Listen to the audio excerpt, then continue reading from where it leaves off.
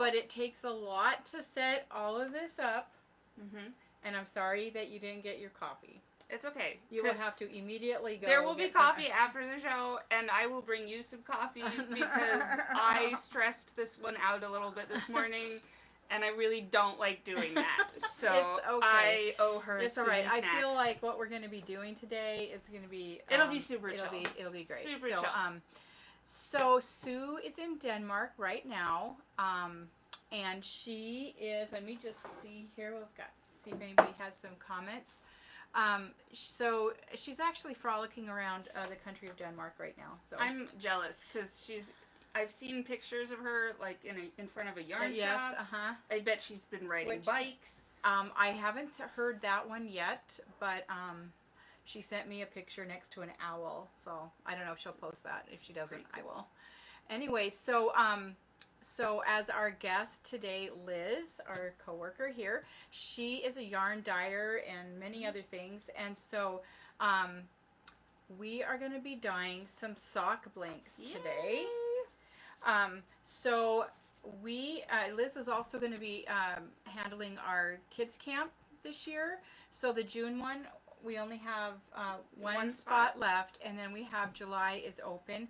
But we hope that maybe this will kind of get you excited to talk to your little persons about doing camp. Now, we're not going to be doing dyeing sock blanks at that time, but we are going to be dyeing yarn and then making something with it. So this is one of last year's little projects. I know it's probably hard to see because we're so far away, but we are going to be... come up here. Oh, here.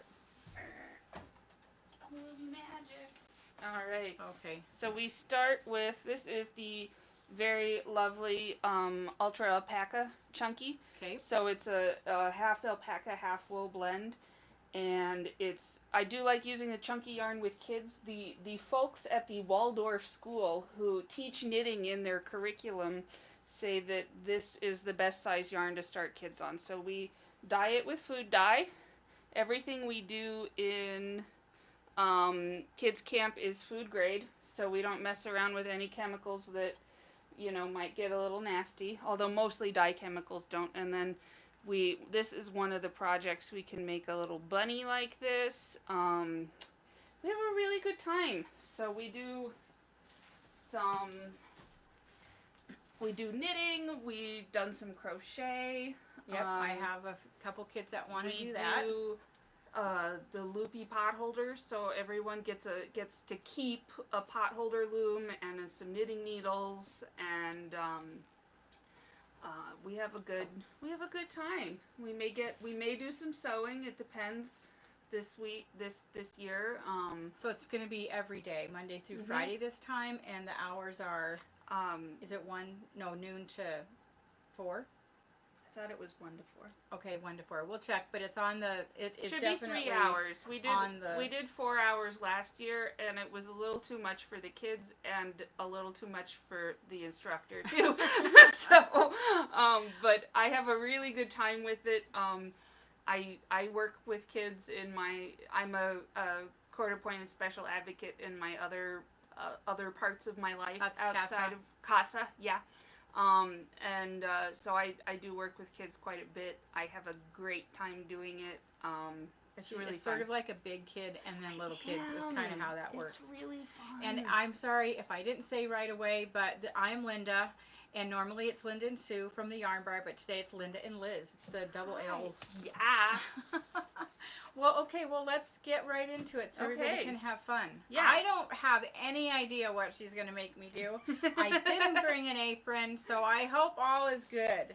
Yeah. So. Well, one thing I did want to go over really quickly. This is what a sock blank looks like when it's all done, and you can do all kinds. Well, what is a sock blank? A sock blank is, and it is so called because it uses sock yarn.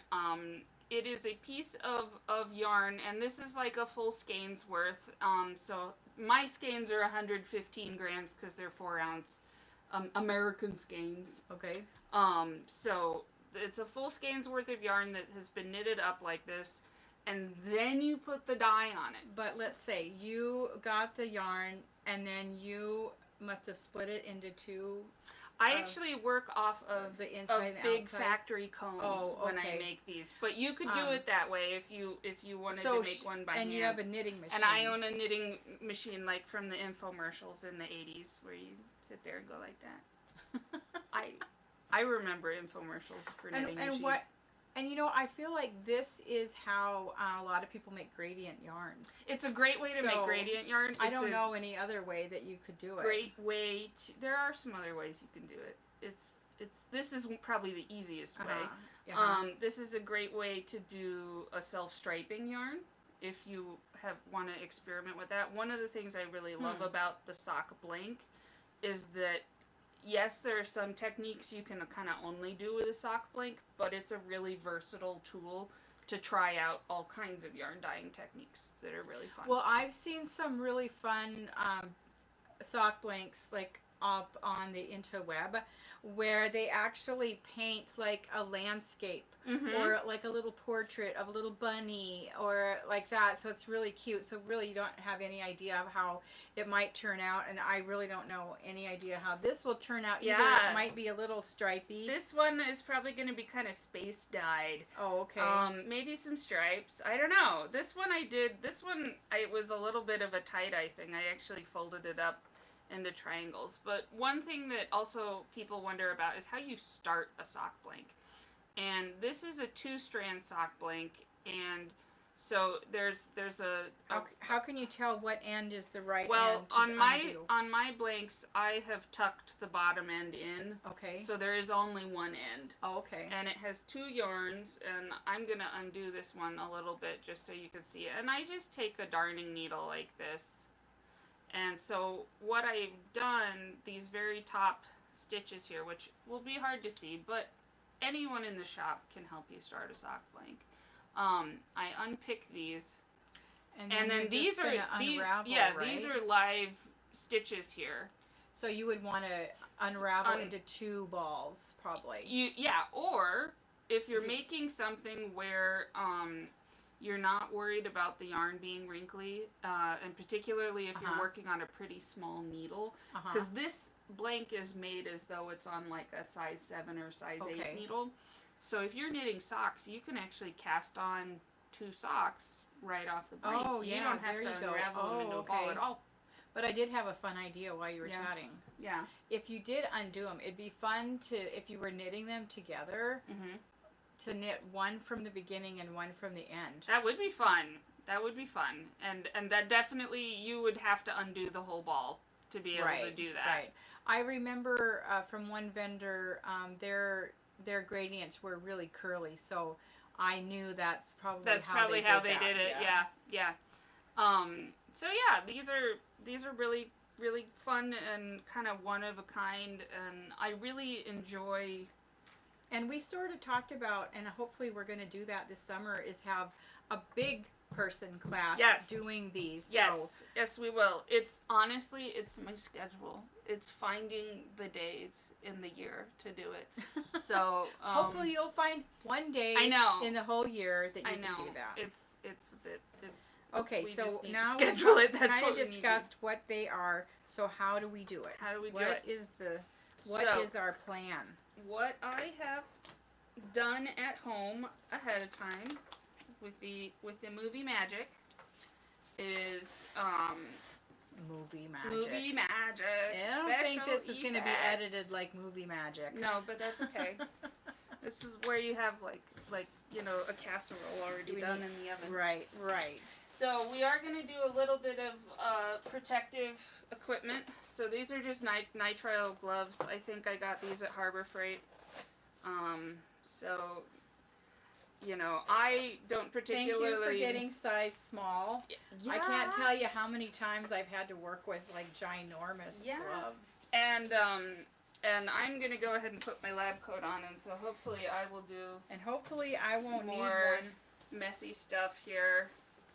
So, can be Dr. Elizabeth Zott now instead of Elizabeth Silver. Now I have to get it on my hand. Okay. There is a trick. And now I tell you. There you go. You got it. I'm going to wear these all day. because they look really glamorous. They are so glamorous. So glamorous. Alright, so what I have here is, this is an undyed sock blank.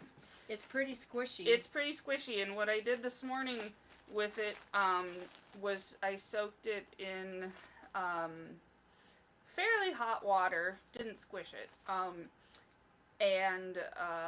Why fairly hot water? Because they usually say that yarn it might felt in fairly hot so water. you need 3 things to felt yarn. You need heat, agitation, friction, agitation, and moisture. And of all of them, friction is the feltiest. Okay. Friction's the worst.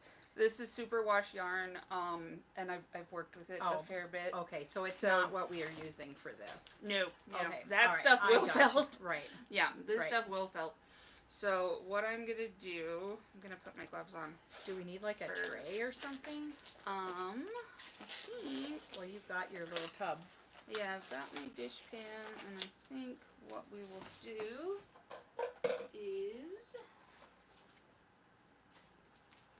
I have a messy towel in here. This is one of the other really important things that you need to dye yarn. Yes. Is your A old towel that doesn't old have towels. embroidered No. Sunday, Monday, Tuesday, Wednesday, Thursday, Friday, Saturday. Yeah. Which Unless- my husband used to change oil in his car shortly after we got married. That's like my husband used the fabric scissors to open the box that one of our TVs came in. We're still married. Alright, so this thing is pretty waterlogged in. This water has, this is about a quart of water and has half a tablespoon of citric acid in it. So, Gonna take something away for you? Can I be your assistant? Yeah, you can go ahead and close up that bag. So, and a gallon bag, if you're using professional acid dyes like we're using here, we're using Dharma and Jacquard dyes today. You don't want to use your food equipment on these dyes. So if you just want to try it out, food dye in a plastic bag is a great way to do that. Are we going to use that again? We are Okay. gonna lay this out. I think we will move these guys. Move this one. Okay. Do we need any more plastic? Or are we good? I think we'll be okay. Okay, let me move the computer over here. This way. So when these are wet, they're kind of big and stretchy like this, and so I'm just gonna lay this out on our plastic. So you've already put it on the machine. Yep. I gotta hang on. I'll be right back. Yeah.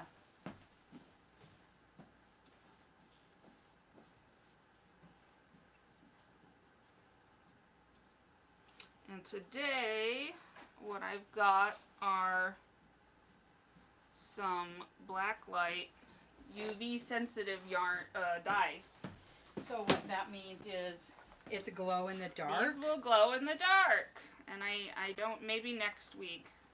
Or maybe later on this week. Actually, tomorrow, on Wednesday when I'm here, maybe we can take a peek at it. So, I've got all my dye here in these little squeeze bottles. They're really nice.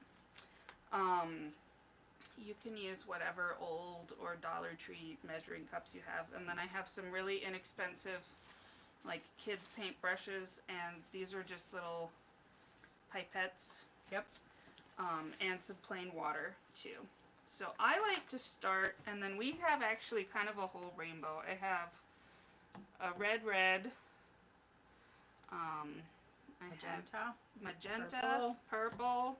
I have 2 kinds of blue. So there technically is no UV fluorescent blue. So I have some regular blue that I've diluted a bunch. And this is actually a blue mixed with a transparent fluorescent pigment. It's very fancy. And then I got some green. And there's our yellow. Okay. So this is the fun part. You can do like diagonal stripes, and that'll give you kind of a space dye look. I like drawing like geometric shapes and kind of moving rainbows through those shapes. And it is almost June, So I'm thinking maybe we do some neon geometric rainbow. So kind of the way that I like to do this, and I can use the squeeze tube but a lot of dye comes out when I do it this way, and I have a little bit more control over it when I do use the pipette, and I like that. So what I like to do is kind of draw some shapes on here, and these are sort of going to be my basic shapes, and I like to start with the yellow because it's the lightest color. It's the one that's most likely to get covered up. Okay. And maybe even kind of disappear. So you mean you'd want it to disappear? Not necessarily want it to disappear, but if I do something foolish like that and squirt it in the wrong place, and oopsies. It's a lot easier to work over that. And yes, I did just squirt some dye on here in a strange spot on purpose. But, you know, I had an art teacher once in elementary school who always told me that artists don't mess up, they fix up. Okay. He's kind of a Bob Ross kind of guy. Yeah. Mrs. McQueen, man. Bloomington, Indiana. It'd be kind of amazing if she's watching this. I'm sure she's not, but it would be kind of You'll amazing. have to send her a link. I will. Okay, what do I get to do? Well, what color do you want to work with? I want to work with green. You want to do some green? Okay, so this is... Because I know it would look really good on my outfit. So this is called radioactive green. And this is a fun one. It is pretty... It looks kind of drab right now, but once we like lay it out and mix it in, and once it spreads a little bit, it actually will brighten up and be like a nice neon-y chartreusey green. And we can even... I'm going to move the camera in a little bit closer. Squirt some water on it. To look at everything.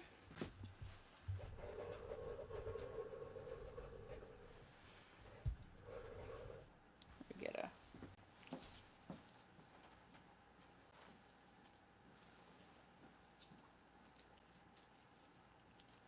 So if she's going to go green, I'm going to go the other direction. I'm going to start making some oranges, I think. So if you want to work maybe on like the outside of the squares, and I'm going to make some oranges. There we go. On the inside of the squares. Okay, green, green, green.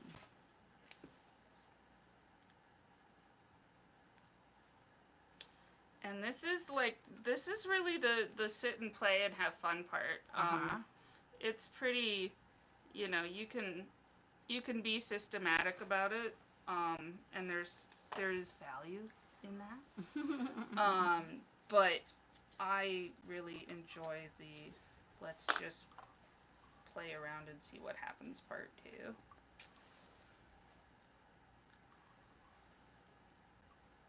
So I've got some bright, this is a really fun bright red here.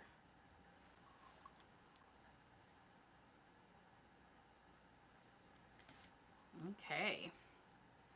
And so have you had any like big flops where you're like, oh my god, this is the worst thing I've ever done? I have made some things that I didn't like. but but honestly, some of them like sold. I feel like everything, I mean, I've done a little tiny bit of dyeing, but it's been within like a few classes. Sorry, no one can see me, but it always turns to mud. Whatever I think is going to look good together, it usually blends to just look like mud. Like, so I know dyeing is just so much different than, you know, picking out your clothes to wear at home. It's a little different too from paint, right? Because like in paint we have more details to work with. Like, is this like, is this a granulating paint or a dye? Right. You know.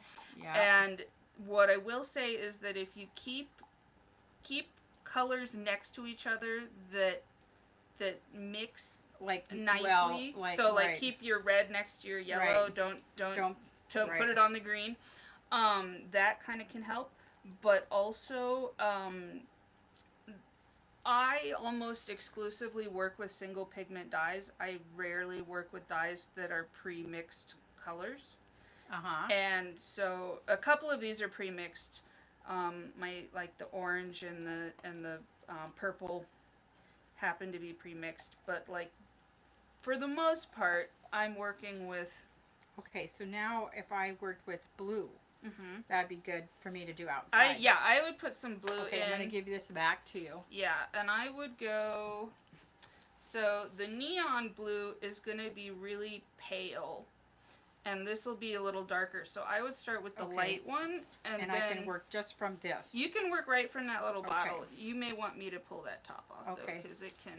Because then my outfit would be blue. Yes. Yeah, and I'm gonna grab my trusty old I'm towel gonna sit for a second here and do that. And for that matter, we could both sit and both be back in frame. So yeah, this bottle's okay. It's kind of on the screen. It looks like spring flowers. One thing that's nice too that you can do if you don't want this to like squirt across the room when you use these little bottles, I just put my fingertip on here like this and then turn it upside down. Okay. And that will drip in a lot more slowly. Okay. And you'll have quite a bit more control. There you go. Looking good. And so we just... Ooh, we're just having fun. We should have some music. Yeah. But yeah, this is like when I'm at home, you know, I'm usually listening to a book or got some music on. It's like a canvas. You don't have as much control. Yeah, and the die does move, and I think learning how the die moves and making friends with how the die moves is definitely part. Is this good to do? Yeah, that's great to do. Now, just be careful. The only thing to be careful about when you do that is that you will mix colors too if you do that. Right. I'm trying to stay in the blue. You can also because I don't want to. I'm going to use it all. You can use it all. That's okay. You can also take a paintbrush like this and kind of mix it in like that. And then we'd have a couple choices here. So I've already put the acid in this one. Yeah. So this dye is going to adhere to this yarn. I think it looks gorgeous on our screen. It does look great. I love it. It kind of looks like a flower garden. What do you guys think? I love it. I'm into the flowers. And so I forgot what I was going to say. Haha. It'll come to you. Yes. Oh, yeah. So I've already added acid to this. Right. So this dye, even though there's no heat, it's already starting to adhere. To this. Okay, I'm going to use this up. Yeah, go for it. And then I think we could fill in some of those areas with the darker blue. Okay. And bam, done. Bam. Wham, bam. I'm like Emerald Lagasse. Bam. Yeah. It's pretty good. That's cool. This is a lot. Yeah, I mean, this is really fun. This is I know everyone would want to do this. I know it. This is like come and play with your food time. When I worked in the food industry, and I think I want magenta. Don't you think magenta? Yeah, I would go for some magenta. Okay. For sure. There's the magenta. And do I need to just use this? Yeah, I would go for that. That's going to be fairly powerful. Okay. So, and if you really want some good purples, we'll drip some dark blue on there I don't afterwards. Want to put it by the green, except I did. But you know, even the browns, I've noticed in these dyes, they're really pretty friendly to work with, and you get some nice. I've found something to like about everything I've made, even if it didn't turn out quite like how I envisioned it. So okay. But this is also a good exercise for embracing I can do it here, right? Yeah. Yeah, totally. Yep. This is so much fun, you guys. Whoops, there's a bloop. Yeah, but you know what? I've got some of this regular purple, and I can just come in here and put somebody want in? No, I think that was the HVAC. Well, okay, you keep going. Yay! I'm sorry, retail customers. It's all my fault. And here I am kind of going for how these bottles can be sort of messy sometimes, so I'm getting...